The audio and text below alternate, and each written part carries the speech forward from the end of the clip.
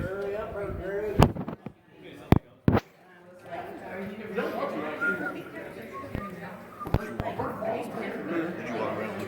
Started to, and then I realized what time it was.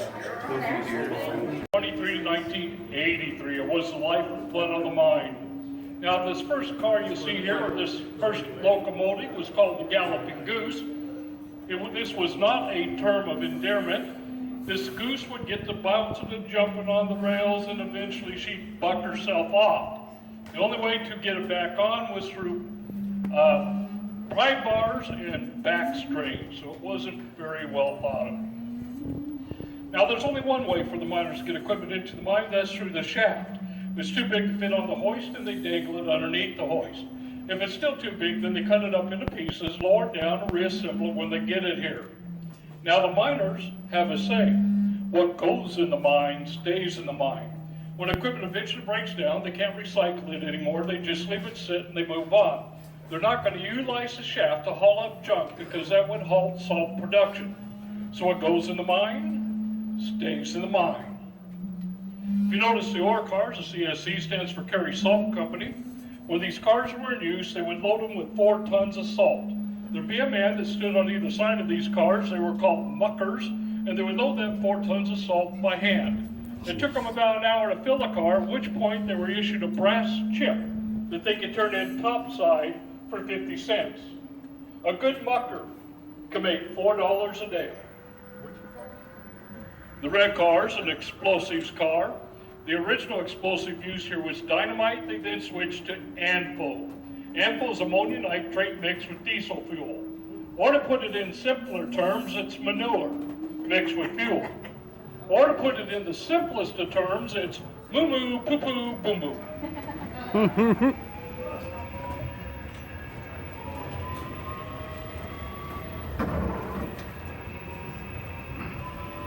As you can see, we're entering the dark ride.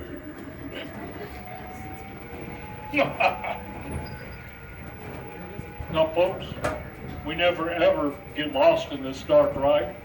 Even if we did, no reason to be concerned. There's only 250 miles of tunnels down here. We'd eventually be found. You folks are exceptionally fortunate today because this particular tram is equipped with a tracking device that automatically sounds off if we were to get lost. Actually, there's 2 tracking devices.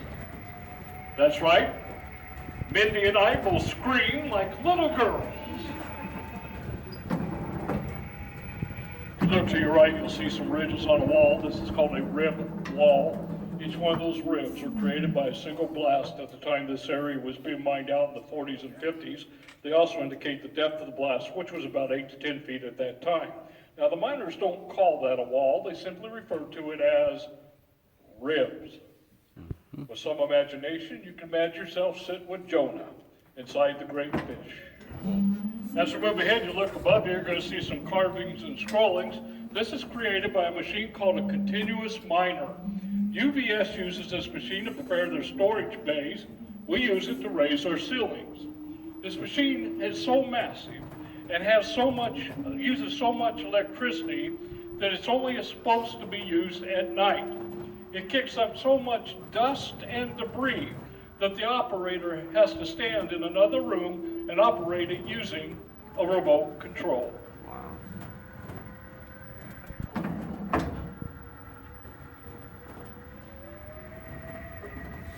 As you can see, we're approaching Avenue G. Could I have some guesses as to what direction we're heading? East.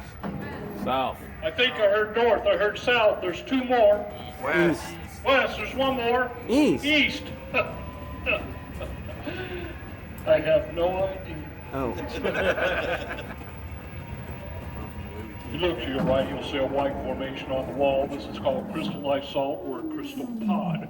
After the salt bed was created, water had seeped back in, it pulled up, it washed out the impurities you see underneath it there, and when it dried, it left that pure, white, crystallized salt. That salt is 99.9% pure. It's pure salt you'll find in the salt beds. The impurities that are washed out of it. The dark substance is not pepper. This is not a salt and pepper mine. That is silt. No intentions of finding out.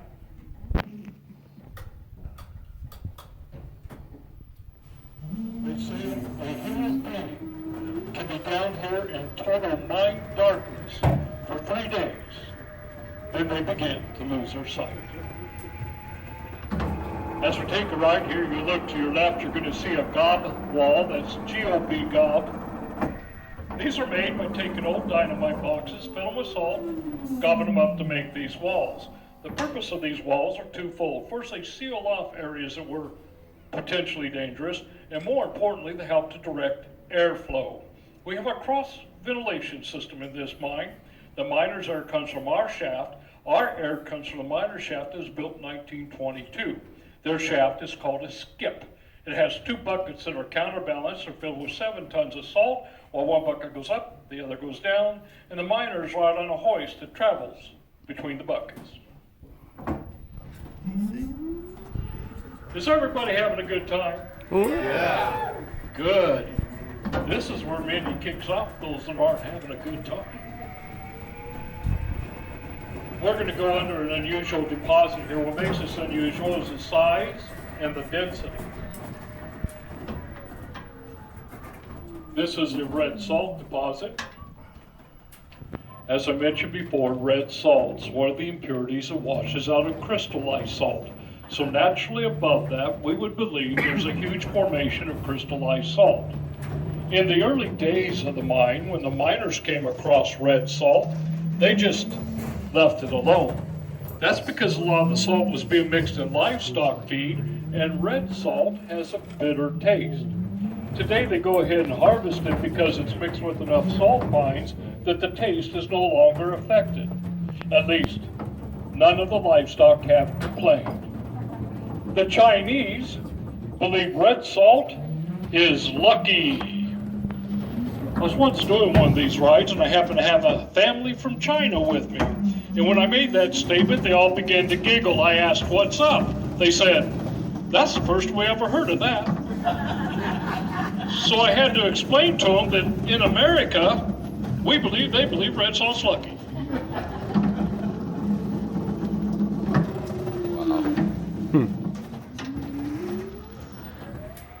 We're going to go back past that crystallized salt, give you a closer look at it.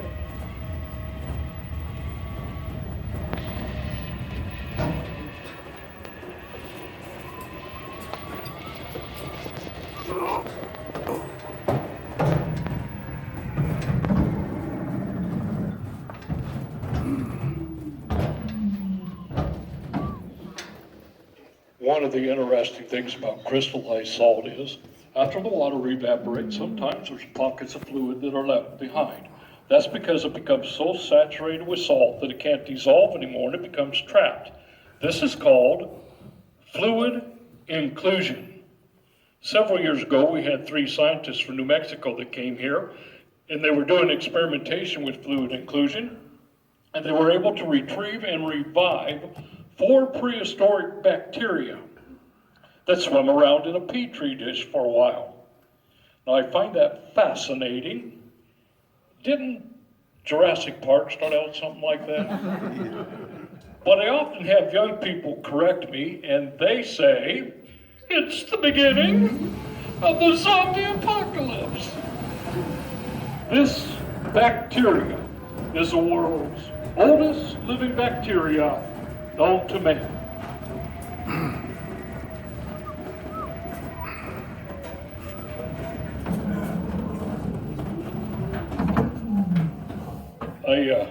We got a very special group tonight, and I want to thank you all for what you've done. Because of that, though, I'm going to give you a little extra here.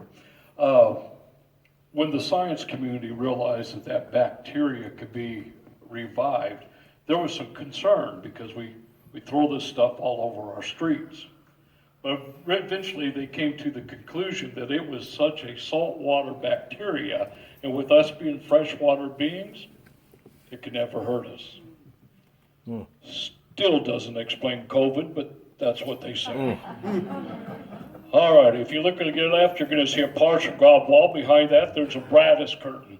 Brattice curtains eventually took the place of gob walls because they were easier to put up take down and move around as possible, and they were just as effective in sealing off areas and directing airflow. The brattice curtains were made of jute. Can anybody tell me what jute's made of? Fibers from a tree. You hear that? Fibers from a tree. Fibers from a tree's close, not quite. Marijuana, hemp. Not gonna ask them how they knew. You know, rope was made out of hemp as well. And I don't know if you ever heard this term. I heard it a lot of times years ago. That's where the term smoke a rope came from. And I'm not gonna tell you how I knew. Yeah, we know. Oh, the 70s were good. Well, never mind. In the back right-hand corner, you'll see a picture of a gob wall. This is one of the first ones that were used here. These were made simply by gobbing up rock salt. Though those walls are interesting to look at, they're absolutely worthless in directing airflow. The front right picture that we just lost is of the fan that was used to smoke. I'm talking about smoking again. It was used to, anyway. It was used to circulate air down here in the 50s. Underneath it, you'll see the actual fan or windmill blades that we found when preparing the museum area. It's our guess that MSHA would not allow us to use one of those fans today. Now, the folks in the back are still by the crystal salt, so they didn't see all this because somebody up here got windy. So I'm going to hit the lights again so when they come around, they can see it. Sheesh. Man, if I were being paid tonight, I'd be in overtime. Here, come on. How about here? There you are. All righty.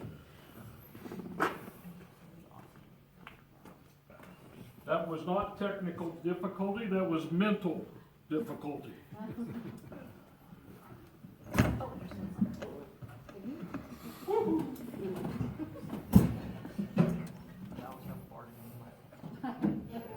Glad I didn't. All right, here we go.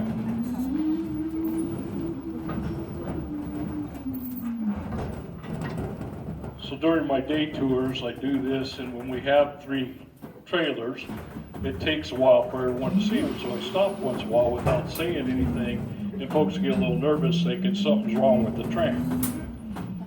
All I'm doing is making sure everybody sees that.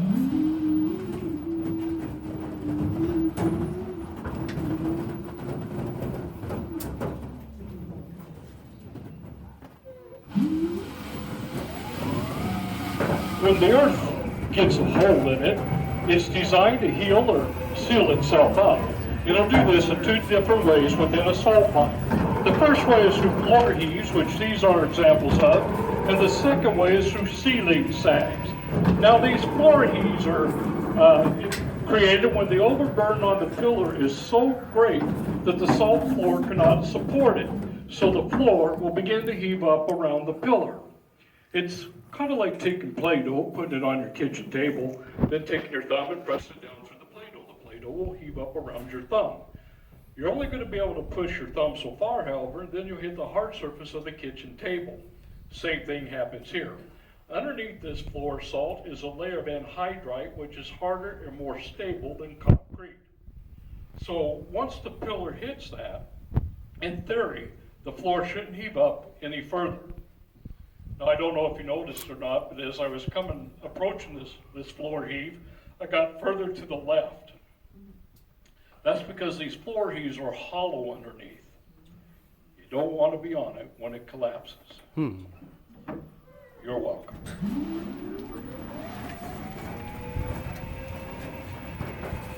The coming further on the right is of a sealing sag. This is the second way the mine would close in on itself. Now these sealing sags are created when the salt will separate from the silt layer above it, and it usually doesn't just fall because salt is very plastic. It'll begin to sag, kind of like Madonna. It may hang there for years before it comes down. The miner on top is showing you how big that sag is, but the miner on bottom is very telling because he's actually standing in part of the roof that's already fallen. There are three entities in this mine. There's the miners, there's underground vaults and storage, and there's this museum. This mine was opened in 1923 by the Kerry Salt Company. It's now owned by the Hutchinson Salt Company. The area we're traveling in right now was mined out in the 40s. They call this the room and pillar method of mining. Currently, there are two other salt companies in business in the Hutch area at this time. There's Cargill and there's Morton. They're what's called evaporation or brine solution systems, which means that they take water, they force it into the salt bed where it forms a brine solution. They then pump that solution back to the surface and allow it to evaporate into pure salt. They then add iodine and process it for human consumption. The salt from this mine has not been processed for human consumption. 90% of the salt that comes from this mine is used as road salt. Our biggest buyer is the city of Chicago, followed by the states of Iowa and Nebraska. Don't ask me where we get off. Other uses of our salt includes mixing in livestock feed, tanning of hides, and if you've ever made homemade ice cream, the salt you used probably came from this mine.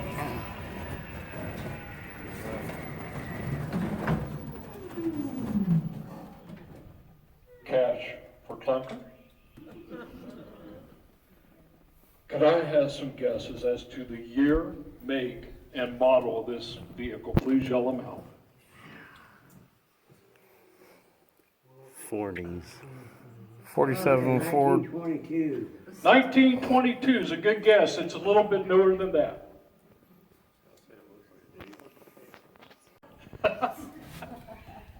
It was 32. I once had a young man tell me this was a 2002 Well, it is my dream car. Saturn. What was that about a green car? I said, no, this is my dream car right here. Green car. Dream car. Yeah, it's still mine. All righty. This is a 1932 Chevy pickup truck. As you can tell, that's not the original motor. That's an electric motor that once had a 300-foot extension cord. I believe this to be the same system that's used on the Chevy Volt today. This truck was used along the mine face to haul supplies and equipment. It wasn't here for long. Miners discovered they could play a game with it. They would get in this little truck, go as fast as they could, then at 300 feet, they popped the cord and see how far they could coast. The record was about 150 feet. Now this sounds like a fun game. There was only one way to get the truck back. This little vehicle is an excellent example that what goes in the mine Stays in the mine. stays in the mine. Very nice. Wait a minute. We're in the mine. In 1958, the Atomic Energy Commission was amassing a huge stockpile of nuclear waste. They didn't know what to do with it. Then somebody got the bright idea of storing it in the salt mine. You see, salt's a stable substance, so they figured it just might neutralize the nuclear waste. So in the 50s and 60s, much to the displeasure of the local residents, the AEC came down here and started doing a series of tests. If you look to your right, you'll see tripod.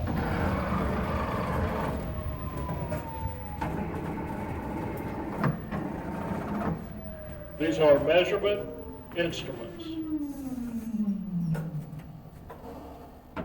So what the Atomic Energy Commission was most interested in was the closure rate of this mine, or what we call the creep and flow. They were hoping that the salt would close in around around the waste fast enough to seal and neutralize the nuclear waste. After 10 years of testing, however, they discovered that the closure rate of this particular mine is way too slow. The nuclear waste is now stored in the salt beds of New Mexico. About a month ago, I had a visitor here from New Mexico. She had a radiant smile. The original discoverers of these salt beds were the American Indians. But they didn't get the credit. The credit went to a man by the name of Ben Blanchard from Terre Haute, Indiana. There are several stories and legends about Ben because even though he only stood 5'4", he lived very large. In 1886, Ben came to this area as a land developer. At first, he had difficulty finding investors. So he decided he drilled for oil. Surely, when he hit oil, people would invest. So he drilled. No oil. He did, however, hit pure salt. This led to the Great Salt Rush of 1888. Ever hear of the Great Salt Rush? Kind of makes you wonder how great. Within a year of the salt discovery, however, there were 10 salt companies on the books in this area. Bain stayed around for a while, but eventually moved on. Then he hopped the Great Pond, where he became an investment banker at Buckingham Palace in London. Ben has descendants that live in Texas and Oklahoma. Periodically, they come to visit us here at the Salt Mine Museum.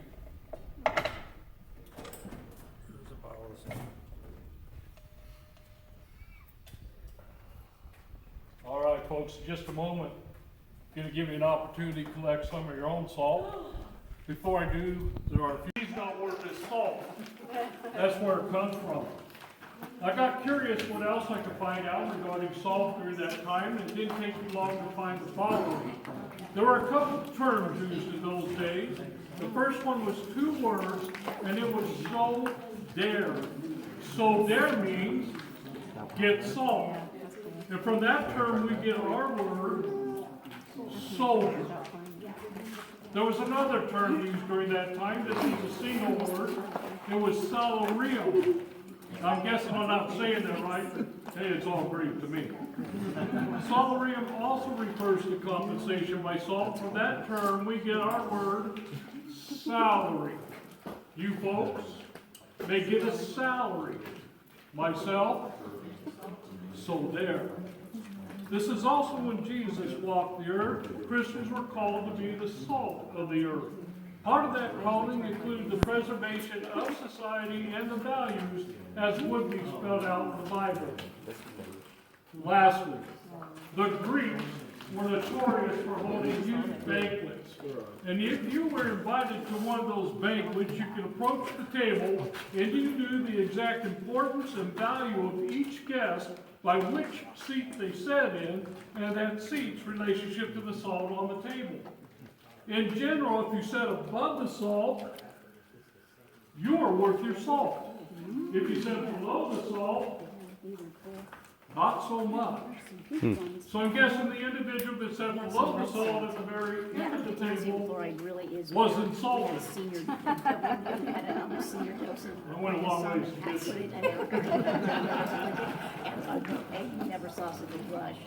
it. They set the charges.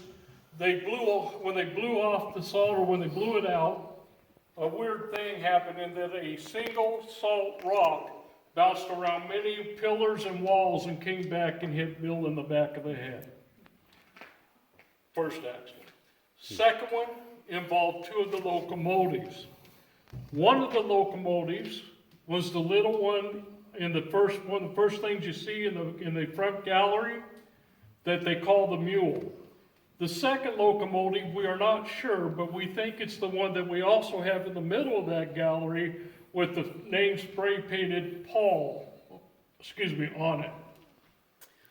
So there was a man by the name of Fred Swepton that was operating the mule, and another individual that we don't know was operating possibly Paul. The story is that at the end of the day, They both decided to make another trip in for salt, but neither one of them followed protocol, did not call topside to find out where the other locomotive was, if it was on the tracks and which way it was going. The two locomotives came around a pillar and collided, and Mr. Swepton was crushed to death. Besides that, there's been maybe 5 or 6 heart attacks, but what do you do about that? 103 years as an active mine, 2 accidents. We are the safest mine in the Western Hemisphere. If we're not the safest in the world, we got to be right up there. Yesterday, 10 times as many guys killed themselves, so that's pretty good. What was that? I said yesterday, 10 times as many guys committed suicide. I wish I could do something about that. Don't we all? Listen, I can't even express the respect and appreciation I have for you guys. I wasn't able to serve. Little word they call asthma. I tried right out of high school. But it's an honor to be in your presence. I'm glad you're here. I hope your experience is great here, and we love you. Thank you.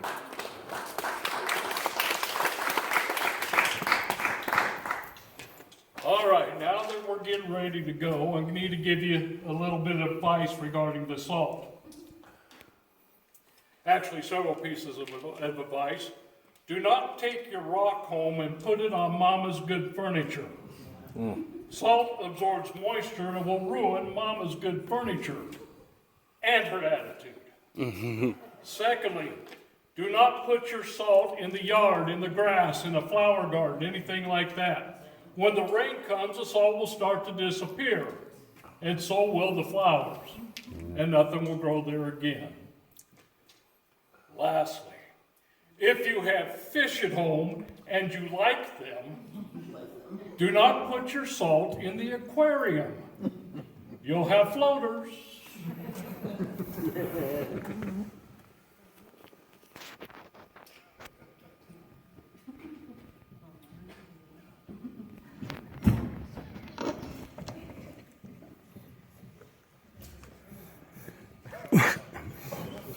All right. Now that you're afraid of your salt, I'm going to give you some tips for taking care of it. If you got a pretty good sized piece of salt, you can take that home, run it under the faucet quickly, very quickly. That'll shine it up nice, pat it dry, let it dry overnight. Then take some clear acrylic or enamel spray and put a thin layer of spray on that rock. That'll help seal it. Then you might get away with putting it on the furniture. Even at that, I'd probably put it on a glass plate. I have a mama too. Tip number 2, if you got small salt, such as in a pouch, a lot of folks will show off that small salt within a clear vase, and that's a good way of doing it. We're going to go back to the 50s one more time. During that time, there was an attorney by the name of Mark Adams. He was looking for some place to store records. And then he remembered his experience in Europe during World War II. He had been part of an army unit that had been dubbed the Monuments Men. A few years ago, there was a movie made with the same title. It's an excellent movie. It's a true story. The purpose of the Monuments Men was to locate and rescue Hitler's stolen art collection. They found most of those artifacts being stored in the salt mines of Europe. So when Mr. Adams remembered this, he contacted Mr. Carey, the president of the salt company at that time. He was able to obtain a 100-year lease, and in 1959, he opened underground vaults and storage. Since that time, they've become world known. All 50 states store here, as well as 23 different countries. If you've ever had a traffic violation, it's probably down here. Rumor has it they've now opened the Morris Wing in honor of all my kids' violations. That's not funny. I personally believe they keep lots wife down here. She's a pillar of our community. If you're concerned about the humor, you should have asked before you came in. They're most famous for their storage of fine grain films. Many major motion picture companies store here. Our most famous films include The Wizard of Oz and Gone with the Wind. TV series include Gunsmoke, Johnny Carson, and Friends. My favorite artifact in the UBS exhibits we call the Lincoln paper, a newspaper printed in 1865, the day after Abraham Lincoln was assassinated. And you guys know what our event center looks like. Our event center can be leased out for all sorts of events, such as parties, family rebellions, workshops, and services, luncheons, bar mitzvahs. Why, we even have weddings down here. That's right, weddings. The biggest problem we have with weddings is when a bride or a groom get cold feet. They have 250 miles of tunnels to hide out in. Now, I'd like to point out the whiteboard here. We have several events coming on here soon. In October, we have 2 events. One of them is one of our 5K runs. We do those about 3 times a year. This October one is naturally our Halloween run. During that one, there's usually a lot of running and maybe even a little scary along the way. And now we're doing something new in October also. This is there's listed as Symphony of the Salt. I think that they've changed that name to Salt and Sound. Really, really looking forward to this. I'll tell you why. The acoustics down here are phenomenal. Then we have our Murder in the Mind Mystery Dinner Theaters. Our next one is August. I really like the titles of this one. This one's called The Case of the Deadly Killer. Aren't all killers deadly? Anyway, we have actors from Chicago that write these and come and perform them. They're very interactive. In fact, you may even become part of the cast. Hopefully, you're not the one that's murdered. Tickets are for sale topside. You must be 18 years of age or older. It does contain adult humor, and they serve liquor. And trust me, there's plenty of both. As we go around the corner here, we're heading back to the galleries in the gift shop area. You are now survivors of the dark ride. Yes, I know, I'm glad you survived. Paperwork's brutal. One last thing. We're so happy you joined us at Strataca today. Hope your time is good. It's just a great day for you. One of the ways we can find out is you can write a review on Google or TripAdvisor. Now, if you make a comment about my partner or I, if it's a positive comment, my name is Carrie, her name is Mindy. If it's a negative comment, her name is Erin and my name is Jacob. Thanks for coming, folks. Hope you had a great time. God bless. Bye.